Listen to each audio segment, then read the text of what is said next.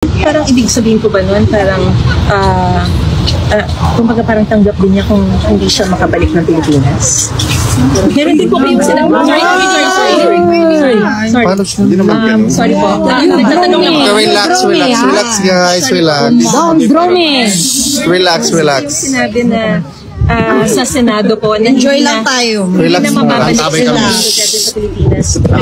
Relax guys, relax.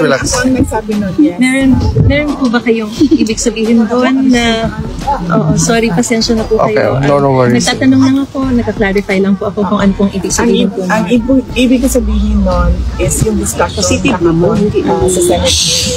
Meron silang discussion kung tama ba ang ginawa, hindi ba tama ang ginawa, illegal ba ang ginawa, hindi ba illegal yung ginawa. Sabi mga it was an extraordinary action. Pero na anong pagtatalunan nila doon, whether it was a kidnapping, it was an extraordinary condition, it was whatever or not, hindi na nila bubalik yan. Sinandiyan siya sa loob. Hindi nila ibalik doon. And the only way na makalabas siya is through the system.